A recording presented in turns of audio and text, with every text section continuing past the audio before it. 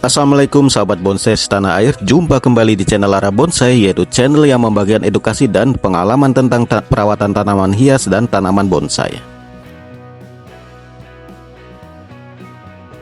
Pada video kali ini, saya akan bagikan video edukasi perawatan pada bonsai sancang ukuran sito yang sudah waktunya perawatan mingguan. Dan perawatan kali ini yang saya bagikan, yaitu saya akan lakukan perawatan berupa pruning daun beserta perapian bentuknya. Serta di akhir perawatan, seperti biasa saya akan lakukan penyiraman yang sudah dicampur vitamin B1. Sancang sito berikut kondisinya sangat subur, meskipun di daerah saya masih sering hujan. Dan dengan dilakukannya perawatan yang rutin serta penyiraman yang rutin walaupun habis terkena hujan, sancang sito berikut dari daun, cabang, dan ranting sangat subur dan bebas dari hama ataupun kutu putih. Jadi tujuan saya update kondisi sancang sito berikut bertujuan pembuktian untuk sahabat yang masih ragu tentang edukasi perawatan bonsai yang saya lakukan selama ini. Karena edukasi tanpa bukti atau hasil sulit untuk dipercaya dan ragu untuk sahabat praktekan. Dan bagi saya pun pasti berpikiran seperti itu. Karena perawatan suatu bonsai sedikit riskan juga apabila sahabat mencoba dengan tingkat pemahaman yang kurang lengkap atau tanpa bukti. Semoga sahabat bisa mempraktekannya di pohon yang sahabat miliki, dan semoga bonsai atau tanaman hias yang sahabat miliki selalu subur dan terhindar dari hama dan kutu putih meskipun di musim penghujan seperti sekarang. Dan berikut kondisinya sebelum saya mulai perawatan. Baik dari daun, cabang, dan ranting kondisinya sangat subur dan terbebas dari hama ataupun kutu putih. Sebenarnya membentuk dan perawatan suatu bonsai ukuran sito, meskipun ukurannya sangat kecil sekali, tingkat perawatan dan pembentukannya sangat sulit bagi saya dibanding merawat atau membentuk ukuran mame, small, dan lebih besar lainnya. Kenapa dikatakan sulit? Karena media tanam pada bonsai sancang sito berikut harus benar-benar diperhatikan serta tingkat kesuburannya pun berupa pemupukan harus juga ekstra perhatian. Mungkin karena media tanam yang sedikit serta ruang di pot yang kecil, itulah penyebab sulitnya merawat bonsai ukuran sito. Namun, bagi saya solusinya yaitu dengan dilakukannya double pot untuk menambah nutrisi dan mempersubur bonsai tersebut. Dan seperti biasa sebelum saya mulai tahap-tahap perawatannya, channel Ara Bonsai masih membutuhkan dukungan dari sahabat-sahabat semua. Jadi jangan lupa like dan subscribe channel Ara Bonsai supaya saya lebih semangat lagi dalam berbagi edukasi perawatan dan inspirasi tentang dunia tanaman hias dan tanaman bonsai.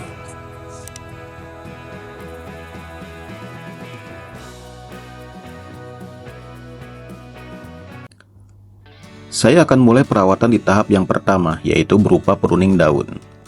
Bonsai sancang sito berikut terakhir saya lakukan pruning daun yaitu 2 minggu yang lalu. Dan apabila sahabat belum ada yang menonton videonya, sahabat bisa tonton video edukasi perawatan tentang sancang sito yang saya bagikan di minggu yang lalu. Karena pohon bonsai yang saya bagikan edukasinya, setelah 2 atau 3 minggu pasti akan saya bagikan update kondisinya di waktu perawatan selanjutnya, supaya sahabat bisa menyimak hasil dan update ke edukasi yang saya bagikan di bonsai-bonsai yang saya miliki. Untuk pruning daun pada sancang sito kali ini, saya lakukan pruning pucuknya saja dan pruning bagian yang sudah tumbuh terlalu panjang. Sebenarnya pruning daun di waktu musim penghujan seperti ini adalah waktu yang bagus dan tepat, supaya sancang sito berikut terhindar dari hama atau kutu putih. Yang paling bagus yaitu terhindar dari matinya ranting. Di video-video sebelumnya, mungkin saya sering jelaskan dampak curah hujan yang tinggi pada bonsai.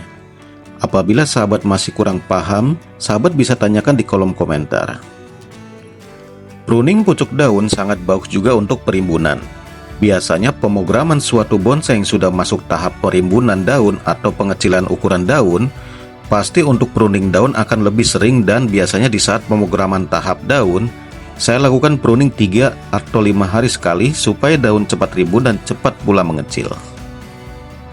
Jadi apabila di musim penghujan seperti sekarang ini bonsai yang sahabat miliki ada yang kondisinya bermasalah, seperti daun menguning, mati ranting di mana-mana, serta rontoknya daun, sahabat tidak perlu ragu ataupun khawatir. Sahabat segeralah lakukan perawatan, yaitu lakukan pruning daun serta pengecekan tingkat kesuburannya. Apakah media tanam dan pupuk masih layak atau harus waktunya diganti?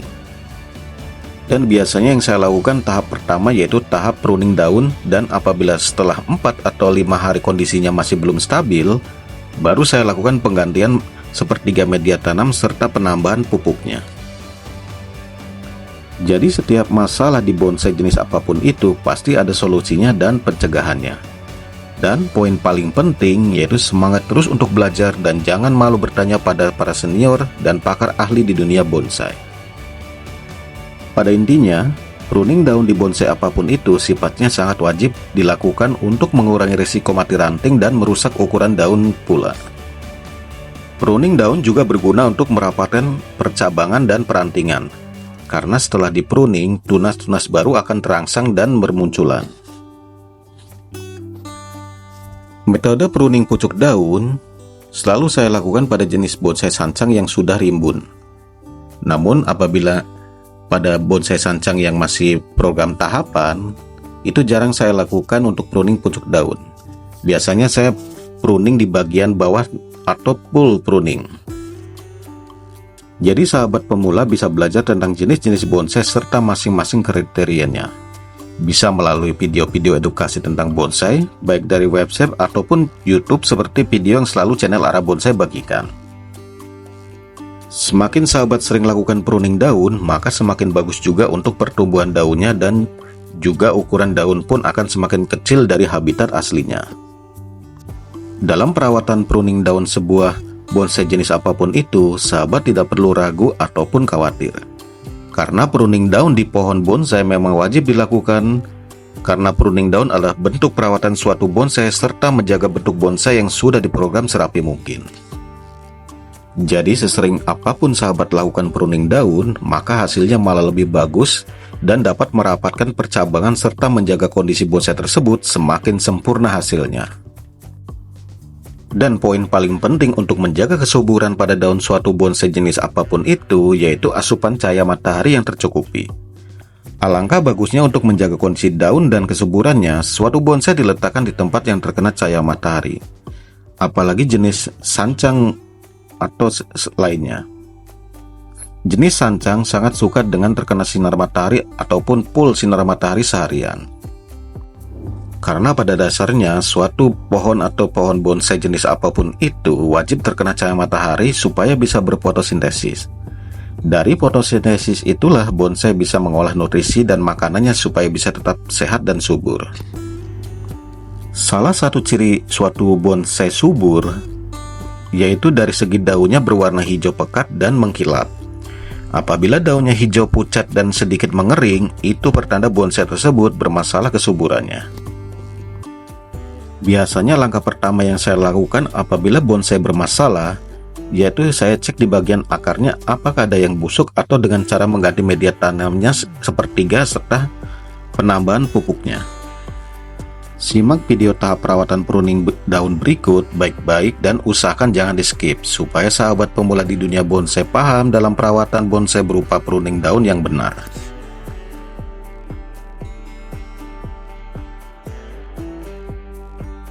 Setelah pruning daun selesai, seperti biasa saya selalu membiasakan untuk pembersihan daun-daun hasil pruningan supaya media tanam selalu bersih dari sampah bekas pruningan daun. Dan supaya bonsai tersebut tidak kehilangan keindahannya karena faktor kurang bersih. Jadi untuk para sahabat semua, setelah selesai pruning daun sebelum lanjut ke tahap perawatan selanjutnya, usahakan bersihkan sisa-sisa daun pruningan supaya bonsai sahabat terjaga kebersihannya dan juga mencegah terjadinya pembusukan daun yang dapat mengakibatkan munculnya hama karena faktor pembusukan.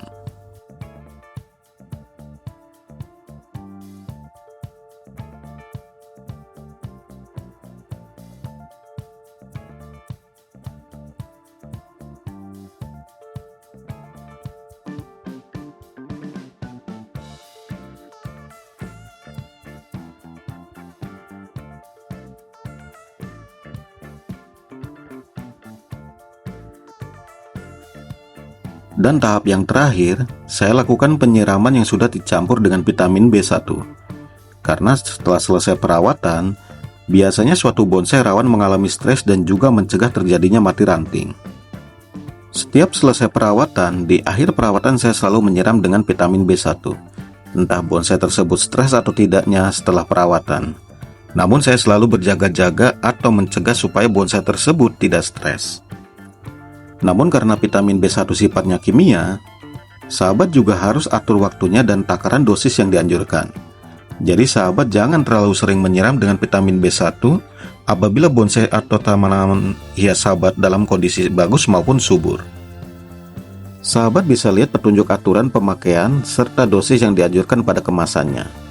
Dan sahabat bisa dapatkan vitamin B1 ini di toko pupuk terdekat maupun di toko-toko online. Berikut tampilan bonsai Sancang Sito setelah dilakukannya perawatan mingguan. Dan setelah 2 atau 3 minggu, saya akan update lagi perkembangan bonsai Sancang Sito tersebut. Serta saya juga akan melakukan perawatan mingguan lagi pada bonsai Sancang Sito yang ada di video berikut. Untuk perawatan hariannya, saya cukup lakukan penyiraman di pagi dan sore hari meskipun terkena air hujan. Dan di video kali ini, saya tidak menambahkan pupuk serta pengolesan fungisida, karena kondisi pupuk pada bonsai Sancang Sito tersebut masih cukup dan kondisinya batang serta cabang dan ranting masih bersih terhindar dari hama maupun kutu putih. Jadi semoga sahabat bisa lakukan tahap-tahap perawatan yang seperti saya lakukan selama ini. Serta lakukanlah urutannya seperti tahap-tahap yang selalu saya bagikan.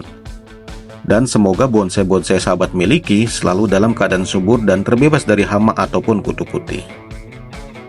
Dan poin paling penting yaitu peletakan bonsai jenis apapun itu, diusahakan jenis bonsai diletakkan di tempat yang terkena sinar matahari, supaya bonsai atau tanaman hias bisa berfotosintesis. Dan jenis bonsai sancang sangat suka terkena full sinar matahari seharian.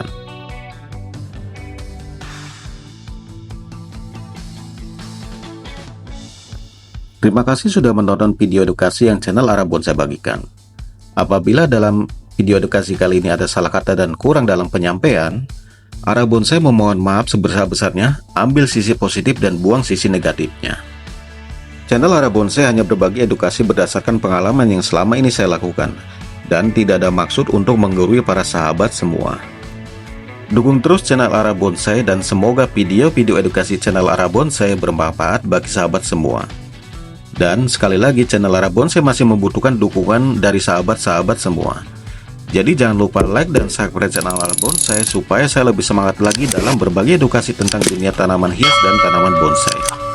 Sampai berjumpa lagi di next video. Salam satu hobi dan wassalamualaikum, sampai jumpa kembali.